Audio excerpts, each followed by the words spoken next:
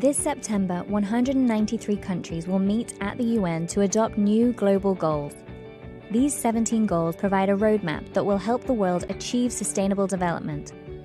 But what exactly is sustainable development and how does it affect us? Sustainable development is development that meets the needs of the present without compromising the ability of future generations to meet their own needs. But what does that mean? Everyone understands the need to grow their economies, but not everyone takes into account the negatives that unbalanced economic growth can have on the environment and on people's well-being. It's time to change that by looking at the world in a different way. The Sustainable Development Goals will help us to do that. Sustainable development is about the big picture. It's about improving the lives of everyone, everywhere, and achieving all these things together. But it's also about the details. That means we want economies to grow, companies to thrive, and people to have decent work. We want to create new, innovative technologies, but not by harming the environment. We want everyone to have access to nutritious food regardless of where they live. We want affordable and quality education for everybody, not just a few. We want freedom of speech, but we don't want that to mean violence. But how can we achieve all of this, and where do we even start? Well, the 17 goals will mean member states, alongside civil society stakeholders and major groups, will be working together for the next 15 years, looking at ways we can do business differently so that everyone gains. With these 17 global goals as our guide, we can achieve sustainable development and live in a world where people and planet benefit. But we have to act now. This is the time for global action. To find out how you can get involved and learn more about the goals, go to www.un.org/sustainable development.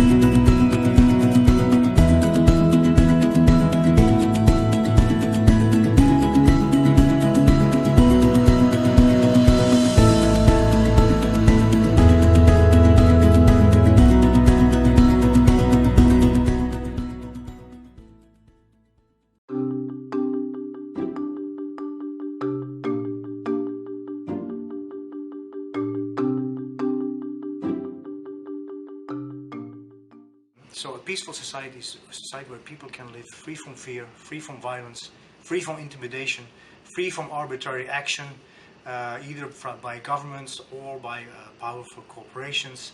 And this, of course, regardless of race, ethnicity, sex, national or social origin. A peaceful society cannot exist where there is oppression or where there is systematic denial of rights and liberties. So a peaceful society also needs to be a just society. A just society is a society that respects the internationally agreed human rights and freedoms. But a just society, to me, is also a society that abides by ethical principles, that promotes the principle of integrity. And that is also why the Goal 16 has specific targets on fighting corruption. Use your right to vote. Every vote should count when it comes to creating more accountable, just, inclusive and peaceful societies. Engage as much as possible also through social media and various mechanisms that have been created by various groups to claim accountability, to make sure that there is less corruption in society. I would also say that at the local communities, as a citizen in your communities, engage in various activities that can lead, for example, to cleaner environments, to better participation of young people and disabled people. And finally, I would say, act as a global citizen. There's a lot of information available, so be aware of what is going on globally, but also in other countries, so that comparative information that you have will help you to better claim also accountability and action from your governments at national and local level.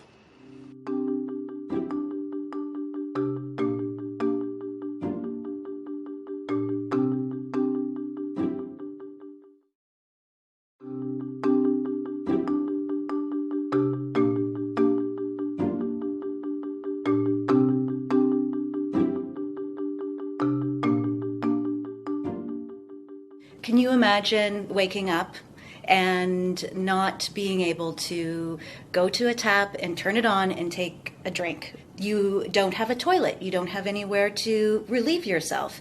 This is the situation for millions, billions of people around the world. They do not have infrastructure in these places to deliver water to people's homes. So people have to leave their homes, walk long distances, fetch water from perhaps a well or a lake, carry it all the way back to their homes.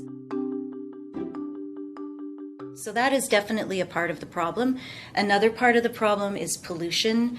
Water bodies are being increasingly polluted by human waste, by industrial waste, and this means that the water that people might have access to is not safe for drinking. It could be in the billion range for people that don't have access to safe water. When it comes to sanitation, the sanitation crisis is huge. We have made some progress, but there's still so far to go. We're looking at approximately 2.4 billion people lacking access to safe sanitation. The really positive things about the new Sustainable Development Goal on water and sanitation is that it isn't just about developing countries. These are targets that are important for people in every country in the world. We produce a lot of wastewater on a daily basis, and we need better technology to really clean this wastewater so that we could even potentially reuse this wastewater for other applications. Think about the way you use water. Try to be more efficient with the way you use water. And it's important to remember that everything you put down the drain has an impact on your water quality. So it's important to think about these things. And I hope that this new Sustainable Development Goal will open people's eyes to these issues.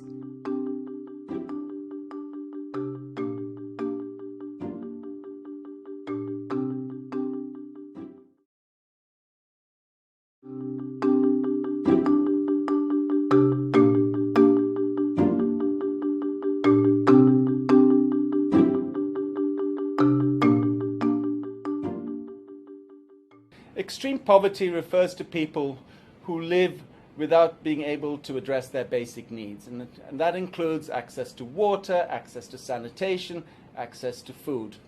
836 million people today live on less than $1.25 a day. But if you look at a slightly bigger catchment, if you like, for poverty, people are living on less than $2 a day, that figure rises to 2.2 billion people. And if you take a slightly bigger figure yet again, use the figure of 8 people living on less than $8 a day, and we have half the world's population. We've made remarkable progress in reducing extreme poverty on this planet. In 1990, the number of people living in extreme poverty, that's people living on less than $1.25 a day, was 1.9 billion people. Today, it's 836 million people. And think about it. The world population has increased since 1990. It was 5.2 billion people in 1990, and today it's 7.4 billion, hitting 7.5 billion. So we have made progress, and I think we should acknowledge that progress, because going forward we need to do more. But the past shows us that where we have a vision, where we have a will, where we agree to work together as one global community through the United Nations, we can make a difference. Well, our figures show us that globally, the greatest contributor to reduction in extreme poverty has been growth. Some 70% of poverty reduction can be attributed to growth itself. Now, growth is necessary, but we are facing some serious challenges in sustaining growth. We have a planet which is reaching a number of boundaries, whether it be climate change, whether it be loss of biodiversity. We depend on natural resources, we depend on environment for our survival. And when the environment is degraded, we face consequences which will have an impact in terms of growth. What the Sustainable Development Goals do is it looks at the challenges that we face on the planet, whether it be poverty, whether it be inequality, whether it be environment, and basically resolves to address all of them together. And the reason why that's important is because any of those issues cannot be addressed by looking at the issue in silos.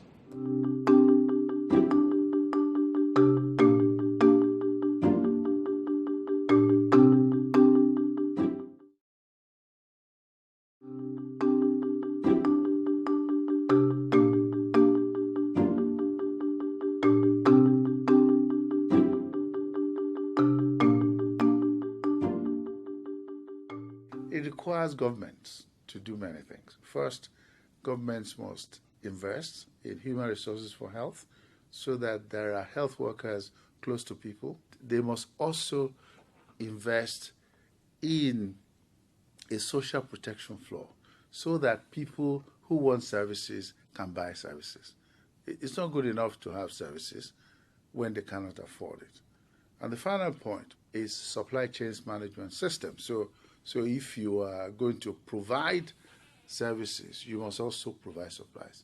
So when they need drugs or they need supplies to provide health, they'll be there to do it.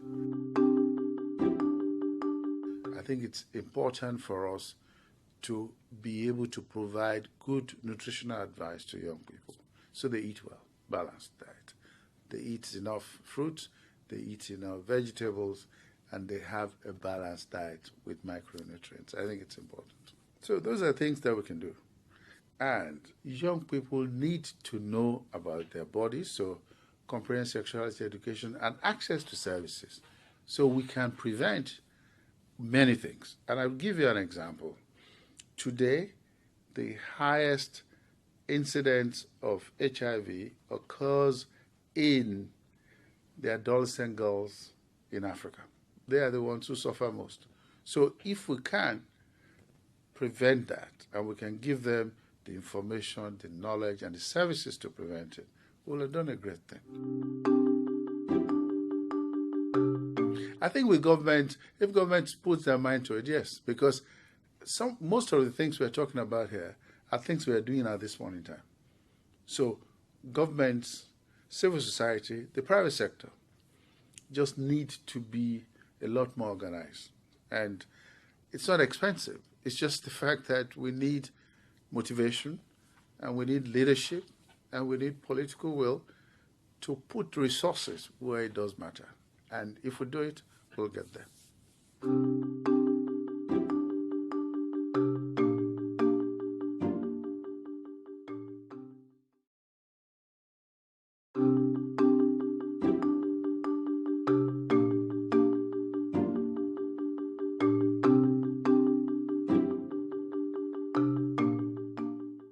Well, I think science, technology, and innovation go together, and they're essential for all three pillars of sustainable development, whether it's economic growth, social inclusion, or environmental balance.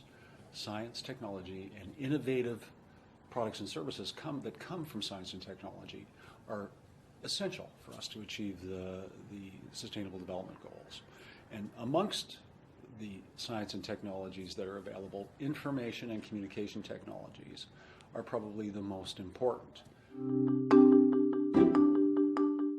ICTs generally, the internet specifically, is really a global shared utility. It's like water, transportation, and power. It's what maybe power was in the last century. And the least developed countries have been at the forefront of demanding access to this shared utility. It underpins so much of what we do today. And these are people that are living on less than $1 a day who are seeing the potential of technology and information communication technology specifically.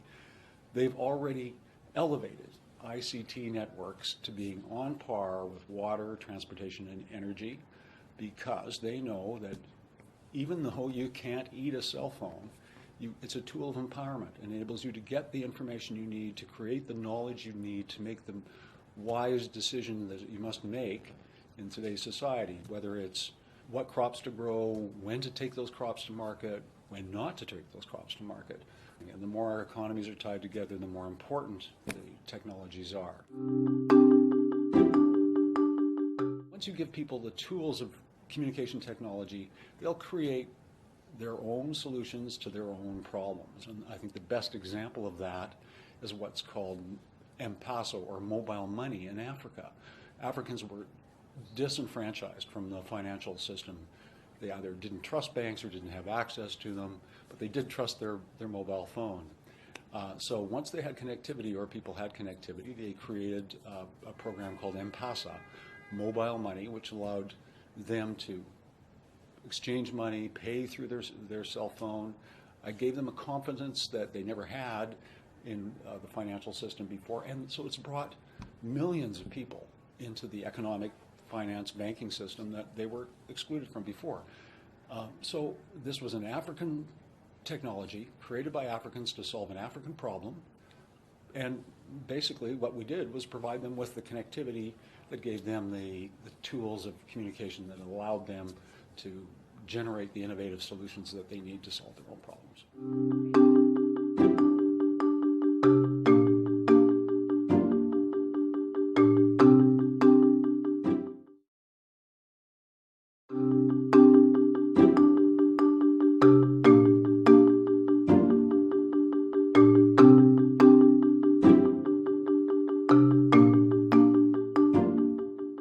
If we don't address climate change, the chances are that we will roll back many of the development gains that we have achieved during the last 20, 30 years.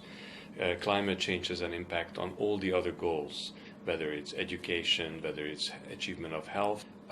Climate change will have an impact on the way we produce food, the way we have our forests, and if we don't address climate change, it will be either more difficult to achieve these goals or actually impossible to achieve them. There are increasing studies, but also increasing experience in many parts of the world, which demonstrate that economic growth and addressing climate change do not need to be antagonistic to each other. There are countries like Denmark that have grown enormously while they kept their emissions below what they had before. Yes, there is time. It is getting increasingly difficult, but it is still possible to reach the overall goal of keeping global temperature rise below 2 degrees, but we have to act very fast, and we have to put in place all the emission reduction possibilities that we have looked at and do that as soon as possible. There are 12 goals that have very strong climate change-related targets, whether it's food security, energy efficiency, transport, urban renewal. All of those have impacts on climate change, and when the negotiators see that in fact countries are willing to do all that, they will be more positively inclined to agreeing to ambitious targets, and that's what we need to have. All actions have an impact, and we sometimes, just myself switching off my lights may not make a big difference in terms of the number of power plants it needs to supply that electricity, but if 10 billion people switch the lights off, it makes a huge difference. But at the same time, we also need to look at the big picture and make sure that we vote, we are engaged in the political process, and we look for solutions at the local level, at our own level, but also at the global political level.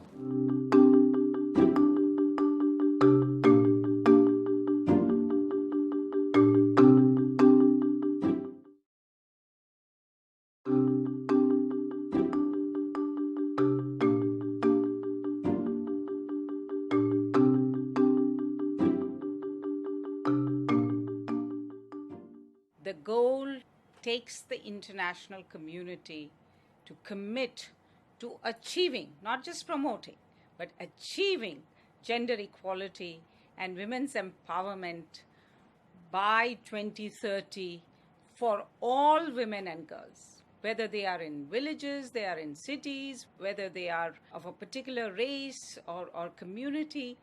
All women and girls must be empowered, must get equal treatment. For the first time, you have a recognition that the target of ending violence against women is set and that it matters for sustainable development. The fact that harmful practices and forms of discrimination like child marriage and female genital mutilation must end. That unpaid care work, which particularly young girls and young women are victims of in many ways because it deprives them of opportunities, must be recognized, reduced, redistributed, and provided for by socially or by the state.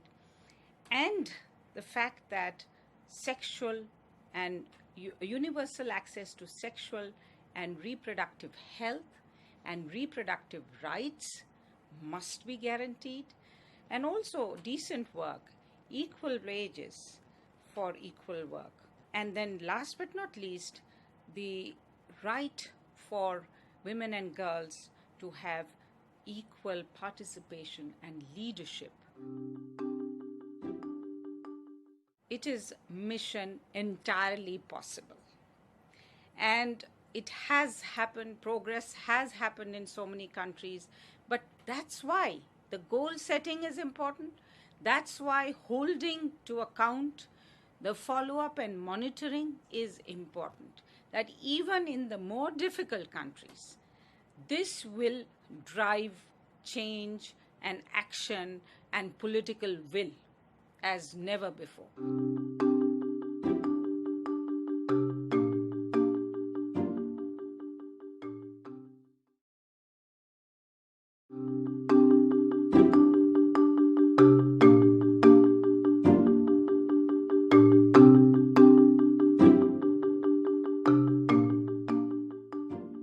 First of all, think about why we have education anyway.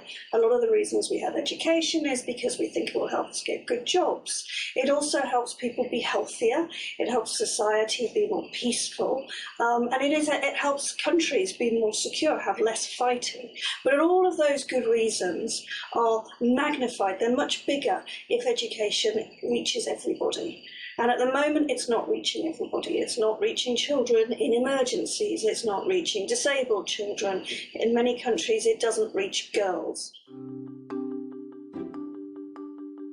So in the last 15 years, the world has got 110 million more children into primary school, which is a really great achievement, and we should be celebrating that. But we should also recognise, like I said earlier, that we haven't quite reached everybody yet. The new Sustainable Development Goal on education is much bigger, it's much more expansive. It doesn't just talk about primary education, it talks about early childhood and pre-primary education, which is really important for brain development. It talks about secondary education and routes to get skills and better jobs in the future. Reality is for many people that they learn throughout the whole of their lives, and they often need opportunities to retrain, for example. If you're an illiterate woman, maybe you need an opportunity to learn literacy because it would be useful for your family or for your employment. If you dropped out of school, perhaps you need some other way of getting back into school or training that's slightly different. If you lose your job, maybe you need to retrain with a different skill. So the idea that education just stops at a particular point and that's it, we're trying to challenge that. It actually is kind of like the foundation, in my opinion, of a lot of the other goals. So a more educated society and a more equitably educated society. So there isn't such a big gap between who has education and who doesn't have education. If we can try and close those gaps, then actually what we know is that we have more peaceful societies. Likewise, if we have better educated societies, particularly better educated girls, we also have healthier societies because those girls have fewer babies. Their babies are more likely to survive. Their babies are more likely to go to school when they reach the age of 4 and 5. And the mothers are more likely to seek healthcare for those children when they get ill. So there's lots and lots of benefits to education that relate to some of the other goals.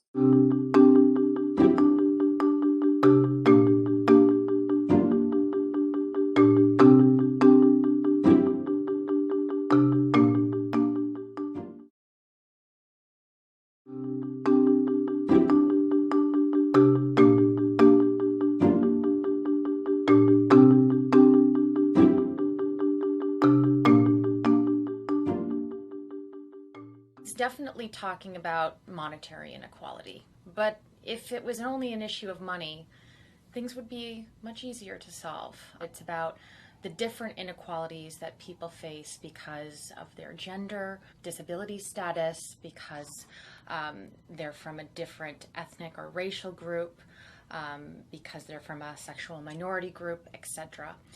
And what is particularly troublesome with inequalities is that a lot of these mutually reinforce, and they create a huge barrier to people being able to fulfill their full potential. I think the goal is very much about everyone starting with the same types of opportunities to be able to forge their way through life. So it's very much about making sure that people have access to quality education, nutritious food, clean water. Inequalities cut across essentially all of the Sustainable Development Goals. In order to have robust and sustainable economic growth, you need to have investment in the people that live in your country, and that investment starts when people are born, when they're children, and it starts with their nutrition and their health. It follows through to their education, for youth being able to have a voice and find jobs. And that's how you get to the point where you then have societies that are growing quickly, that have innovators, that have business leaders, that are making progress on different things.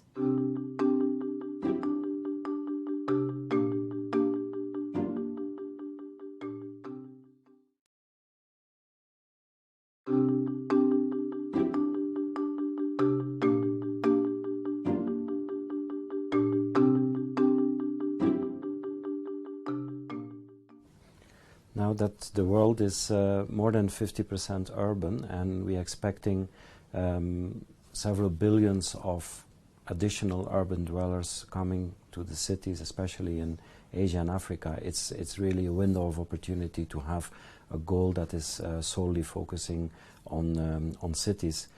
This will be an opportunity to really take advantage of the transformative potential of urbanization and focus on the development potential of urbanization, which hasn't happened in the past. Well, starting with inclusive is fundamentally the concept that we should not leave anyone behind, which is underpinning the whole of the new 2030 agenda. That means getting people involved into decisions that affect their future, their urban future, but also improving access of services to all citizens. The safety element deals with physical safety, with fighting crime in cities, making public spaces safe.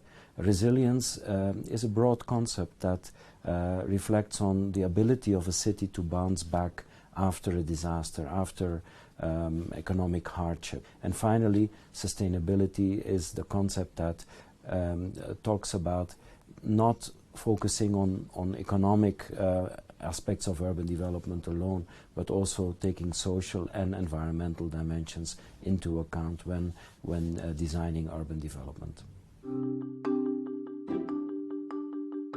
The achievement of this goal is the result of a large number of organizations that have come together to campaign for a sole urban goal. So apart from the member states, this goal is backed by at least 200 organizations, municipalities, research organizations, programs that all are committed to step up their efforts towards sustainable urban development.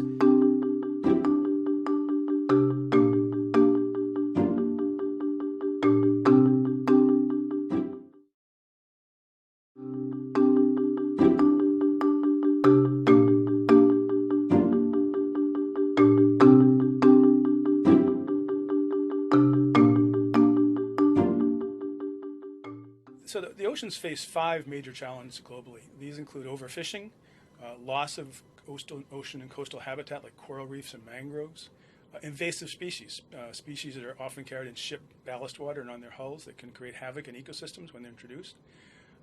Pollution, particularly pollution from nutrients off farms, off wastewater, and also from plastics. The growing issue is marine plastics. And then lastly, a major issue linked to climate change is called ocean acidification, where a lot of the CO2 that's building up in the atmosphere from anthropogenic emissions of carbon dioxide are causing the oceans to acidify perhaps at the fastest rate in at least 35 million years. What's needed is much stronger institutions at the national level, at the regional ocean, to manage fisheries, bringing in good science to know, how many fish is safe to catch while not impacting the overall ecosystem. And better enforcement of regulations, laws regarding fishing. There's a big problem with IUU, which is illegal, unreported, and unregulated fishing. So much as 20% or so of fish are caught in the ocean illegally. So all of these issues have to be addressed if we're going to take a comprehensive approach. We've done some recent analysis that show that taking some of the key sectoral changes and reforms that are needed to sustain the oceans would probably in most cases create net new jobs.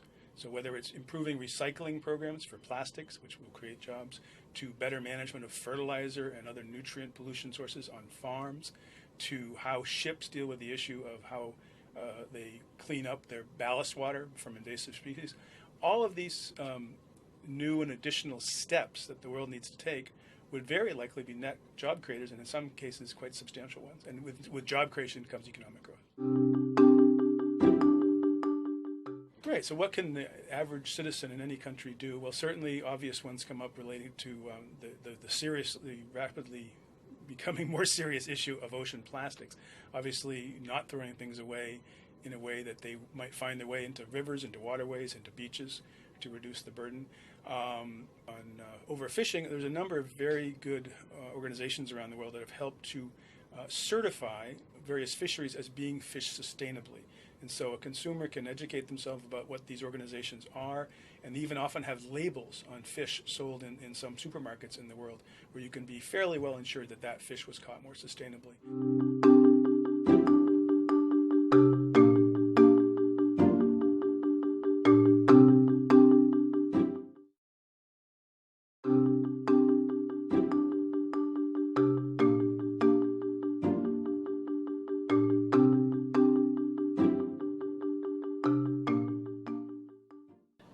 It's important to have a goal on partnerships because realizing the agenda we want, the Agenda 2030, involves all sectors of society.